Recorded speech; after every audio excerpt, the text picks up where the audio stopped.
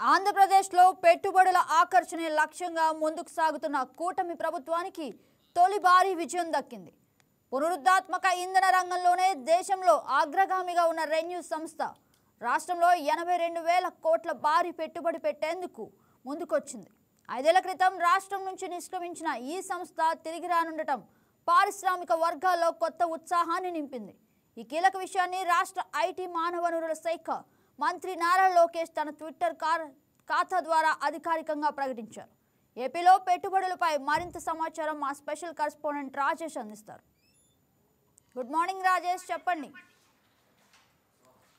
ఖచ్చితంగా అటు కూటమి ప్రభుత్వం అధికారంలోకి వచ్చిన తర్వాత పెట్టుబడులకు సంబంధించి చాలా ప్రతిష్టాత్మకంగా ముందుకెళ్తుందని చెప్పుకోవచ్చు. అందులో అటు సీఎం అలాగే మంత్రి లోకేష్ కూడా చాలా తీవ్రంగా కూడా కృషి చేస్తుందని చెప్పుకోవచ్చు. అయితే ముఖ్యంగా చూసుకున్నట్టయితే అటు మంత్రి లోకేష్ పడిన కష్టానికి తగిన ఫలితం దక్కిందని చెప్పుకోవచ్చు. ఆంధ్రప్రదేశ్లో 2 భారీ ప్రాజెక్టులు అనేది రాబోతున్నాయి. మొదటగా మనం చూసుకున్నట్టయితే విశాఖకు సంబంధించి ఆ డేటా సెంటర్ అనేది దాదాపు 87,000 కోట్లతో ఇప్పటికే ఆల్రెడీ ఆ కంపెనీ రావడానికి సిద్ధంగా ఉంది. దానికి సంబంధించిన భూముల కేటాయింపు కూడా గత క్యాబినెట్లోనే జరిగిందని చెప్పుకోవచ్చు. అయితే ప్రతిష్టాత్మకంగా తీసుకున్న సిఐఐ మీటింగ్కి సంబంధించి చాలా భారీ పెట్టుబడికి సంబంధించిన మరొక కంపెనీ అనేది ఆంధ్రప్రదేశ్కి రాబోతుంది. దానికి సంబంధించి దావోస్ పర్యటనలో అటు లోకేష్ పర్యటించినప్పుడు దానికి సంబంధించిన సుమంత్ సింహ ఏదైతే రెన్యూ పవర్ కంపెనీ ఉందో ఆ కంపెనీకి సంబంధించిన సీఈఓతో గతంలో దావోస్లో కూడా అటు మంత్రి లోకేష్ భేటీ అయ్యారు. ప్రత్యేకంగా ఆ కంపెనీకి సంబంధించి ఆంధ్రప్రదేశ్లో పెట్టుబడులు పెట్టే విధంగా కూడా వాళ్ళ మధ్య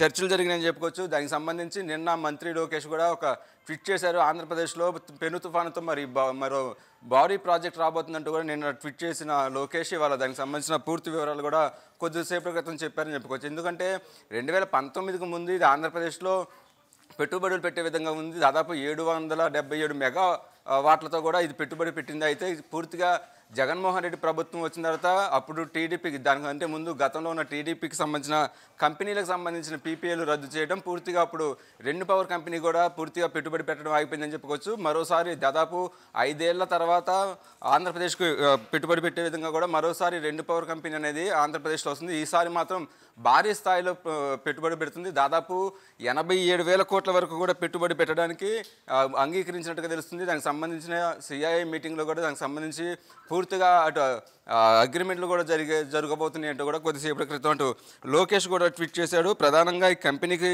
సంబంధించి సుమంత్ సింహాతో ప్రత్యేకంగా అటు లోకేష్ చర్చలు జరిపారు. ఎందుకంటే ఇంధన రంగంలో ఇది చాలా కీలక పాత్ర పోషిస్తుందని చెప్పుకోవచ్చు. దానికి సంబంధించి విండో అలాగే సోలార్, హైబ్రిడ్ మరియు హైడ్రో పవర్ అంటే పునరుత్పాదక ఇంధన ప్రాజెక్టులకు సంబంధించి ఈ కంపెనీకి మంచి గుడ్ విల్ ఉందని చెప్పుకోవచ్చు. దేశంలోనే ఈ కంపెనీ అనేది అన్ని రాష్ట్రాల్లో దాదాపు అన్ని రాష్ట్రాల్లో కూడా ఈ కంపెనీకి సంబంధించిన పెట్టుబడులు పెట్టింది. ఈసారి మాత్రం ఆంధ్రప్రదేశ్లో భారీ స్థాయిలో పెట్టుబడులు పెడుతుందని చెప్పుకోవచ్చు. ప్రధానంగా రాయలసీమ జిల్లాకు సంబంధించి ఈ ప్రాజెక్ట్ అనేది గ్రౌండింగ్ అయ్యే అవకాశం ఉన్నట్టుగా తెలుస్తుంది. దానికి సంబంధించి పూర్తిగా ఇవాళ సిఐ మీటింగ్లో కూడా ప్రత్యేకంగా దాని మీద అటు మంత్రి లోకేష్ ఫోకస్ చేశారని చెప్పుకోవచ్చు. ఈ సిఐ మీటింగ్ సంబంధించి దాదాపు 10 లక్షల కోట్లలో దాదాపు 2 లక్షల కోట్ల వరకు కూడా అటు విశాఖలకు సంబంధించిన డేటా సెంటర్ కావచ్చు, ఇలాగే రెన్యూ పవర్ కంపెనీకి సంబంధించి భారీ ప్రాజెక్టులు ఏదైతే స్వదేశీ కంపెనీలకు సంబంధించి కూడా పూర్తిగా అటు ఇది ఒక ప్రధానంగా అని చెప్పుకోవచ్చు. ఏదైతే ఇది భారతదేశంలోనే ఇది గుజరాత్ వేదికగా కూడా ఈ కంపెనీ స్టార్ట్ చేయడం, దానికి సంబంధించి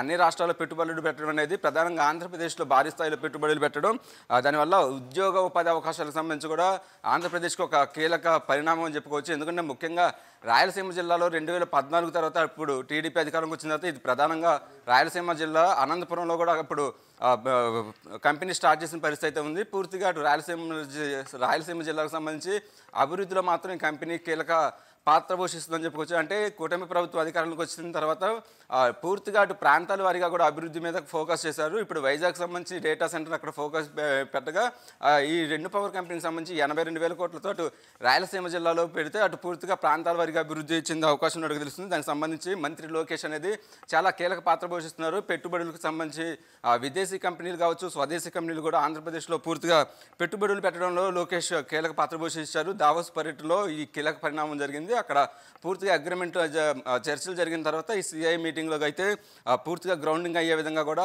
ముందుకు వెళ్తుందని చెప్పుకోవచ్చు. ఎందుకంటే ప్రతిష్టాత్మకంగా డూయింగ్ ఆఫ్ ఈజీ బిజినెస్ అనే పేరుతో అటు కూటమి ప్రభుత్వం కంపెనీలకు సంబంధించి పెట్టుబడులు పెట్టేవాడికి ఈజీగా పర్మిషన్లు ఇవ్వడంతో పాటు ఏదైనా ప్రాబ్లమ్స్ ఉన్నా కూడా 45 డేస్లోనే దాన్ని సాల్వ్ చేయడం. అంతేకాకుండా ప్రత్యేకంగా సీఎంఓ నుంచి దాదాపు 25 వాట్సాప్ గ్రూపులతో అటు స్వదేశీ కావచ్చు విదేశీ కంపెనీలతో ప్రత్యేకంగా లోకేష్ ఒక టీంని ఏర్పాటు చేశారు. ఆ టీంని ఏర్పాటు చేసి ఎప్పటికప్పుడు వాట్సాప్లో పూర్తిగా వాళ్ళకి సంబంధించిన ప్రాబ్లమ్స్ కావచ్చు, వాళ్ళకి సంబంధించిన పర్మిషన్లు అన్నీ కూడా ఈజీగా వచ్చే విధంగా కీలక పాత్ర పోషించిన నేపథ్యంలో రాజేష్ చెప్పండి, అంటే ఇంధన రంగంలోనే దేశంలోనే అగ్రగామిగా ఉన్న రెన్యూ సంస్థ మళ్ళీ తిరిగి మన రాష్ట్రానికి రావడంలో కూటమి ప్రభుత్వం కీలక పాత్ర పోషించిందని చెప్పవచ్చు.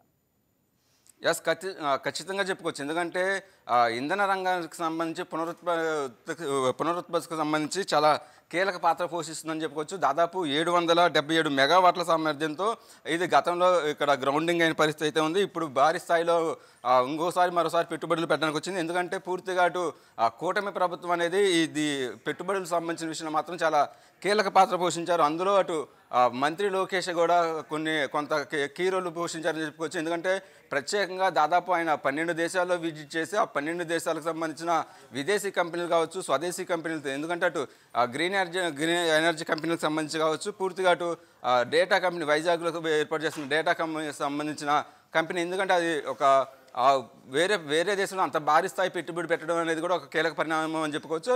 అంటే పూర్తిగా అటు పెట్టుబడులకు సంబంధించి ప్రధానంగా లోకేష్ అనేది చాలా ఫోకస్ చేశారు. ఆయనకున్న కాంటాక్ట్స్తో కావచ్చు, ఆయనకున్న టెక్నాలజీతో పూర్తిగా ఇటు ఏఐ లాంటి టెక్నాలజీ వస్తుంది కాబట్టి వాటిని ఉపయోగించుకుని ఆంధ్రప్రదేశ్ అభివృద్ధిలో మాత్రం కీలక పాత్ర పోషించడంలో కూటమి ప్రభుత్వం ముందుకెళ్తుందని చెప్పుకోవచ్చు. ఇవాళ జరిగే కంపెనీలకు సంబంధించిన మీటింగ్లో కూడా మరో 4 కంపెనీలకి అటు లోకేష్ కూడా శంకుస్థాపన చేయబోతున్నారు. పూర్తిగా సేల్స్ సాఫ్ట్వేర్కి సంబంధించిన కంపెనీ కావచ్చు, ఐస్పేస్ సాఫ్ట్వేర్ సొల్యూషన్ కంపెనీలు, అలాగే Raheja group IT space residential ప్రాజెక్టుకి కూడా ఇవాళ శంకుస్థాపన చేస్తున్నారు. దాంతోపాటు వరల్డ్ ట్రేడ్ సెంటర్కి సంబంధించి భూమి పూజ కూడా చేస్తున్నారు. అంటే ఇప్పటికే 4 కంపెనీలు అనేది భూమి పూజ చేస్తూ పాటు 14-15 తారీఖులో ప్రధానంగా రేపు నుంచి సిఐఐ మీటింగ్ జరుగుతుంది కాబట్టి దానికి సంబంధించి 2 పవర్ కంపెనీకి సంబంధించిన అగ్రిమెంట్లు కూడా జరగబోతుందని చెప్పుకోవచ్చు. ఒక భారీ ప్రాజెక్టుతో ఇప్పుడు ఆంధ్రప్రదేశ్ అనేది పెట్టుబడులకు సంబంధించి పూర్తిగా ముందుకు వెళ్తుంది. గత వైసీపీ ప్రభుత్వంలో ఉన్నప్పుడు ఆగిపోయిన ప్రాజెక్టు మళ్ళీ మంత్రి లోకేష్ చెప్పినట్టుగానే తుఫాను వేగంతో వచ్చిందని చెప్పుకోవచ్చు. 82,000 కోట్లతో ఒక స్వదేశీ కంపెనీ అనేది ఇంత భారీ స్థాయిలో పెట్టడం అనేది కూడా ఇదే ఒక తొలిసారి అని చెప్పుకోవచ్చు. గగన. Right Rajesh, thank you for the update.